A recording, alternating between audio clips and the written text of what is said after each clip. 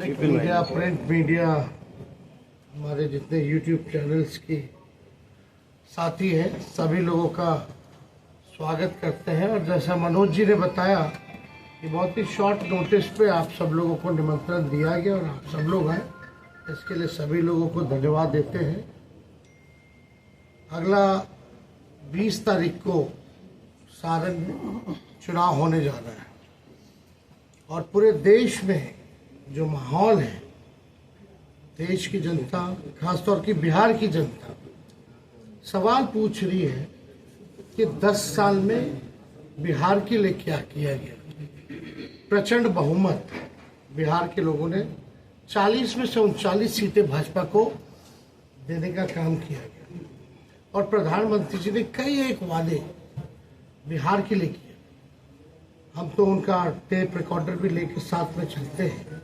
जो वादे उन्होंने किए थे उसमें सबसे पहला किया गया था बिहार को स्पेशल स्टेटस देंगे, स्पेशल पैकेज देंगे, स्पेशल अटेंशन देंगे, बंद चीनी मिल को जो है वो चालू कराएंगे।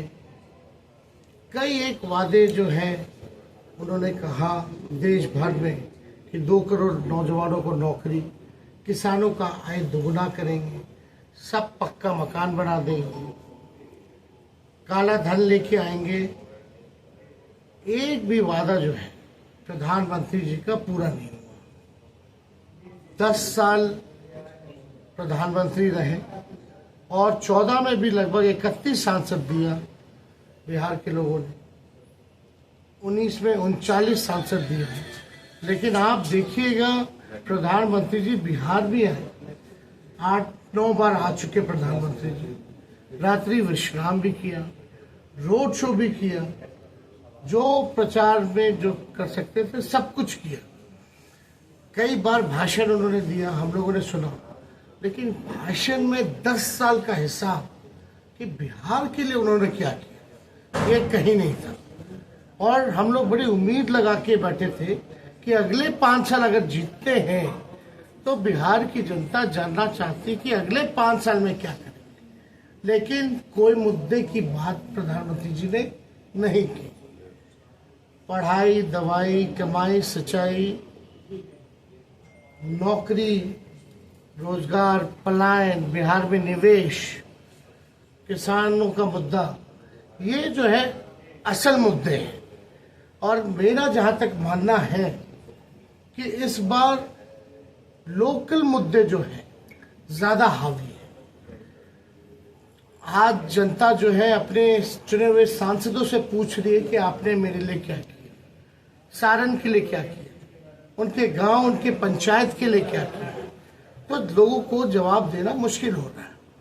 और खास तौर पे यहाँ के जो सांसद हैं, केंद्र में मंत्री भी रहे हैं, हटा भी दिया गया, कारण पता नहीं किस वजह से हटाया गया, लेकिन लोग अब हिसाब मांग रहे हैं कि आपने सारण के लिए क्या किया। 10 साल आपको मौका मिला, 10 साल में आपने सारण के नागरिकों के जीवन में क्या परिवर्तन लाया जो पहले नहीं था। और वो तो खुद ही आजकल मान रहे हैं कि हमको जो है, हम नहीं लड़ रहे, मोदी जी लड़ रहे हैं।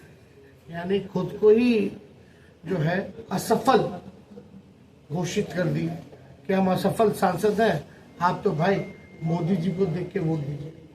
अगर मोदी जी को भी देख के वोट देंगे लोग तो उन्होंने कौन सा सब बिहार के लिए स्पेशल राज्य का दर्जा दिया जो लोग वोट करेंगे। या पटना यूनिवर्सिटी की मांग रही, अब तक सेंट्रल यूनिवर्सिटी का दर्जा नहीं दिया गया। कौन सा सारण में कारखाना खोला गया, कौन सी गरीबी मिटाई गई, कौन सा, केवल 5 किलो अनाज के अलावा इनके पास बोलने के लिए कुछ नहीं। और जहां तक पूर्व से ही आपको भी पता है, फूड सिक्योरिटी बिल जो है यूपीए के समय में है और उससे पूर्व में भी लोगों को अनाज मिलता रहा है, किरासन तेल मिलता रहा है, चीनी मिलता रहा है। और ये कहते हैं कि 80 करोड़ लोगों को हम राशन बांट रहे हैं, तो ये गर्व की बात है, ये डिबेटेबल है। 80 करोड़ अगर गरीबों को आप राशन बांट रहे हैं तो यानी गरीबी तो चरम सीमा पर है, ये भी साबित होता है इससे। तो इसमें लोगों का जवाब देना मुश्किल है। देखिए, हम लोगों ने 24 में 24 जन वचन लेकर के आए। खास तौर पे हम लोगों ने जो कमिटमेंट किया था 20 में कि हम आएंगे तो 5-10 लाख लोगों को सरकारी नौकरी देंगे। हम आएंगे तो जितना स्वयं सहायक समूह है उनके मानदेय को बढ़ाएंगे। जो भी हम लोगों ने कहा था कि जाति आधारित योजना कराएंगे, आरक्षण की सीमा बढ़ाएंगे। हम लोगों ने 17 महीने में 5 लाख लोगों को सरकारी नौकरी दिया महागठबंधन की सरकार ने, और 3 लाख नौकरी प्रक्रियाधीन करा के आए। वो कभी भी निकाला जा सकता है, निकलने वाला है चुनाव।